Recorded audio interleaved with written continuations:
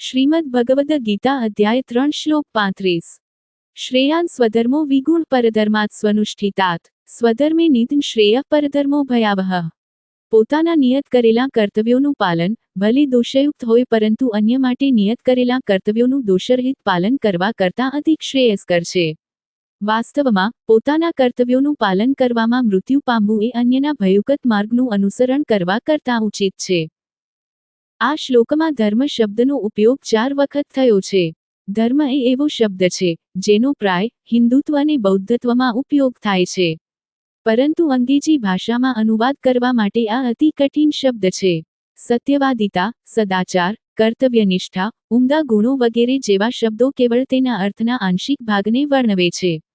ધર્મ શબ્દ મૂળ શબ્દ ધ્રિ પરથી આવ્યો છે, જેનો અર્થ થાય છે ધારણ કરવા યોગ્ય અથવા તો ઉત્તરદાયિત્વ, કર્તવ્યો, વિચારો અને કર્મો જે આપણા માટે ઉચિત છે। ઉદાહરણ તરીકે, આત્માનો ધર્મ ભગવાનને પ્રેમ કરવાનો છે। આ આપણા અસ્તિત્વનો કેન્દ્રીય સિદ્ધાંત છે। સ્વ પ્રત્યયનો અર્થ છે સ્વયં। આ પ્રમાણે સ્વધર્મ આપણો અંગત ધર્મ છે જે આપણા જીવનના સંદર્ભ, સ્થિતિ, પરિપક્વતા અને વ્યવસાયને લાગુ પડે છે। જેમ આપણા જીવનમાં સંદર્ભ બદલાય છે અને આપણે આધ્યાત્મિક વિકાસ સાધીએ છીએ, તેમ આ સ્વધર્મમાં પરિવર્તન આવી શકે છે। અર્જુનને તેના સ્વધર્મનું પાલન કરવાનું કહેતી વખતે શ્રીકૃષ્ણ તેને તેના વર્ણાશ્રમ ધર્મનું અનુસરણ કરવાનું કહે છે।